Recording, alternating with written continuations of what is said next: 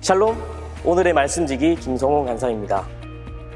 벌써 7월의 끝을 향해 가고 있습니다. 방학 동안 준비한 계획들을 잘 실천해 나가고 계신가요? 다른 어떤 계획보다 특히 말씀 보기를 놓치지 않는 풍삼 구독자 여러분들이 되기를 소망합니다.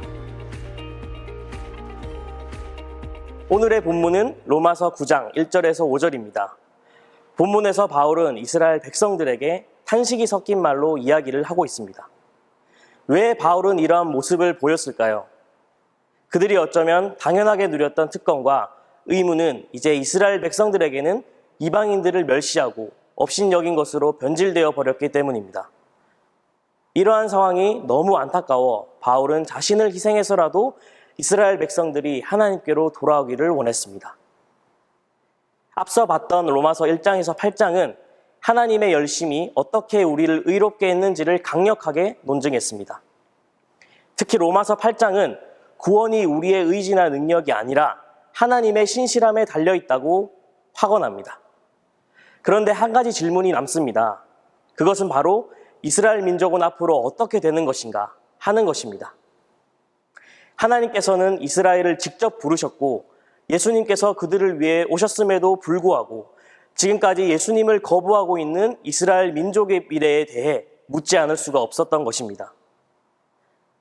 바울은 이 때문에 몹시 근심했고 모세나 그리스도의 희생처럼 자신이 저주를 받아 그리스도에게서 끊어질지라도 이스라엘 백성이 하나님께로 돌아오길 원했다는 것을 3절을 통해 볼 수 있습니다.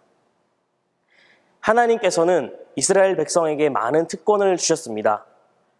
그들은 하나님의 아들이라는 부름을 받았고 하나님의 영광을 보았습니다. 또한 하나님과 맺은 언약들이 있었고 십계명으로 대표되는 율법도 있었습니다. 그리고 그들에게는 예배와 약속들과 믿음의 조상들이 있었을 뿐만 아니라 찬양받을 하나님이신 그리스도께서 그들의 혈통에서 나셨다는 놀라운 일이 본문의 5절에도 나옵니다.